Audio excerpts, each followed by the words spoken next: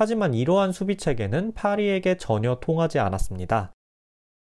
안녕하세요, 엘미야입니다. 클럽 월드컵 4강 파리 생제르맹이 레알 마드리드를 무려 4대0으로 꺾으며 결승에 진출합니다. 양팀 모두 전력 누수가 있었습니다. 파리는 파초와 루카 에르난데스의 퇴장 징계로 베랄두가 파초의 빈자리를 대신했습니다. 레알은 라울 아센시오가 퇴장 징계로 빠진 딘 하위선을 대체했고, 발베르데가 부상으로 빠진 아놀드의 풀백 자리에 섰으며 최전방에 음바페가 추가되며 처음으로 비니시우스, 음바페, 곤살로 가르시아의 3톱이 가동됐습니다. 레알의 1차 빌드업 시 파리는 덴벨레와 두에가 센터백들을 압박하고 하키미가 전진하여 풀백을 압박하며 평소처럼 1대1 맨투맨으로 전방에서부터 강한 압박을 펼쳤습니다. 이때 레알은 하위선의 부재로 빌드업에서 굉장히 불안정한 모습을 보였는데요. 결국 이른 시간부터 전반 6분 라울 아센시오의 실책, 전반 9분에는 리디거의 실책이 이어지며 두 골을 내주고 말았습니다. 이 두 골의 순간에는 모두 덴벨레의 압박이 있었는데요. 덴벨레는 빠르고 성실한 압박으로 경기 내내 레알의 센터백과 GK를 괴롭혔습니다. 알론소 감독 부임 이후 이번 대회에서 여러가지 조합을 실험 중인 레알입니다. 대회 초반 음바페가 장염으로 인해 선발 출전하지 못했고, 처음에는 4백으로 시작하다가 추아메니를 센터백으로 활용하며 3백을 실험하더니 지난 8강 도르트문트전에서는 다시 4백으로 돌아오며 수비시 4-3-1-2 내지는 다이아몬드 4-4-2에 가까운 구조로 좋은 경기력을 보였습니다. 그리고 오늘 파리전 비슷한 구조를 준비했습니다. 아놀드의 부상으로 발베르데가 내려서면서 벨링엄이 공격형에서 중원으로 한 칸 내려섰고, 곤살로가 벨링엄의 자리로 내려섰으며 음바페가 최전방에 첫 선발 출전했습니다.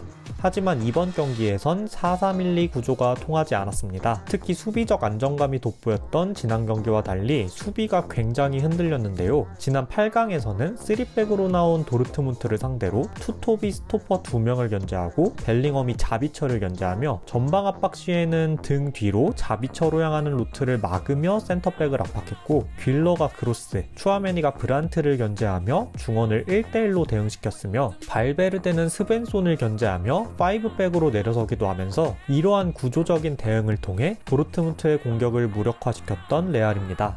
투톱이 센터백들을 견제하고 중원을 1대1로 대응시키며 발베르데가 5백으로 내려서는 수비 구조를 통해 도르트문트의 공격을 효과적으로 막아낸 레알입니다.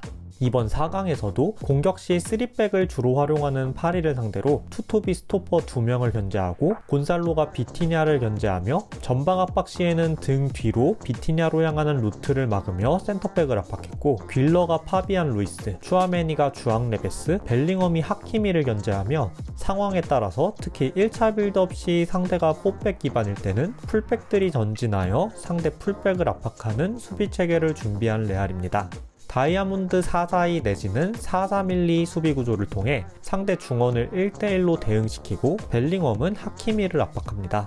하지만 이러한 수비 체계는 파리에게 전혀 통하지 않았습니다.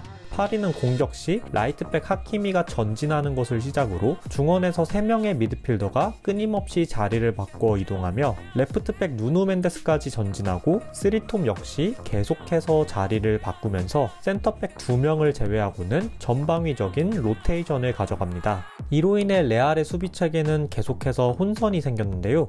예를 들어 중원에서 내려서는 상대 미드필더를 따라 나가면 풀백이 라인 사이로 전진하거나 포워드가 라인 사이로 내려서면서 프리로 볼을 받고 압박을 풀어냅니다. 이로 인해 상대를 따라 나가지 않고 자리를 지키면 파리는 쉽게 볼을 점유하며 레알을 한 칸씩 내려앉혔습니다. 아르다 귓러가 후방으로 내려서는 비티냐를 압박합니다. 누노 멘데스가 볼을 뒤로 내줄 때 음바페가 베랄두를, 곤살로가 파비안 루이스를 압박하고, 이때 누노 멘데스가 전진하면서 라인 사이에서 누누 멘데스가 프리로 볼을 받고 압박을 풀어냅니다. 이번엔 두에가 내려선 상황에서 볼을 내주고 전진할 때 리디거와 프란 가르시아가 모두 두에에게 붙으며 내려서는 하키미는 프리가 되고, 프란 가르시아가 뒤늦게 압박하지만 하키미에겐 충분한 시간과 공간이 주어집니다. 지난 도르트문트전에서는 이른 시간 선제골을 통해 경기를 앞서 나가는 상황에서 압박보다는 상대에게 볼 점유를 내주고 후방을 안정시키는 경기 운영을 펼쳤지만, 이번 파리전은 반대로 리드를 당하는 상황이었고, 압박을 나가면 파리의 빌드업에 압박이 풀리며 당하면서 압박을 나가지 않고 뒤로 내려서며 득점이 필요한 상황에서 상대에게 볼 점유를 내주는 쉽지 않은 경기가 펼쳐졌습니다. 또한 공격수 성향의 선수가 2명이었던 지난 경기와 달리 전방 3톱이 모두 공격수 성향의 선수로 나서면서 수비 밸런스가 약화될 수밖에 없었고, 비록 음바페와 비니시우스의 수비 가담이 늘었다고 하더라도 압박의 강도와 타이밍, 그리고 수비 전환에서 부족한 부분이 존재했습니다. 그리고 전반 24분, 이번엔 레알이 전방 압박을 펼치는 상황에서 투톱이 센터백 둘을 중원을 1대1로 대응시키고, 한쪽 풀백은 풀백이 전진하여 압박하고 하키미는 벨링엄이 압박하면서 자신들의 계획대로 전방 압박을 펼쳤지만 압박의 강도는 완벽하지 못했고, 역시 충분한 시간과 공간을 지닌 하키미가 중원으로 볼을 투입합니다.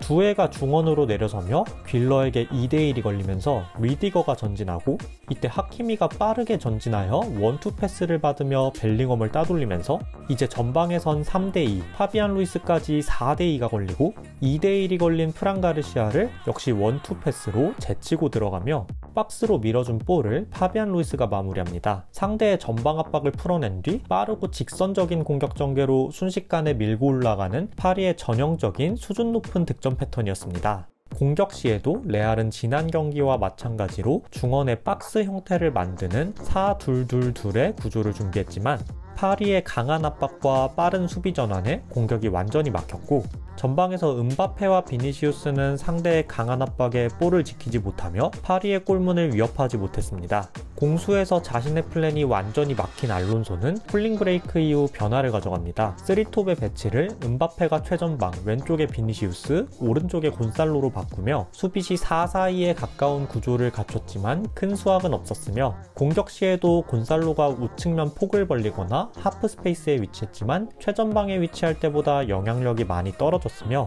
후반 60분경부터 선수 교체를 통해 반격을 펼쳐보지만 반전은 없었고, 오히려 경기 막판 1실점을 더 추가하며 결국 경기는 4대0 파리의 완승으로 끝이 납니다. 알론소가 이제 막 부임한 레알 마드리드는 그동안 부족했던 시스템이 갖춰지며 첫 대회에서 4강까지 올랐으나, 현재 팀이 완성되며 유럽 최강의 폼을 자랑하는 PSG에게 많은 문제점을 노출했으며, 오랜 기간 팀에 헌신했던 모드리치와 바스케스의 이적, 호드리구 역시 이적 가능성이 높고 벨링엄 역시 수술로 빠지는 상황에서 리그에서 계속해서 최적의 조합을 찾아 나서야겠습니다. PSG의 경우 이번 시즌 모든 대회에서 우승을 차지하고 챔피언스리그 결승전까지 5대0 승리를 가져오더니 클럽 월드컵 4강에선 레알 마드리드를 4대0으로 꺾었습니다. 현 시점 그 누가 파리의 완성된 축구를 막을 수 있을까 싶으며, 지난 8강전 바이에른 미넨 정도가 완전한 1대1 맨투맨 전방 압박으로 파리를 괴롭혔지만 결국 이들도 패하고 말았습니다. 이제 첼시와의 결승전이 남은 가운데 누가 클럽 월드컵을 들어올릴 수 있을까요?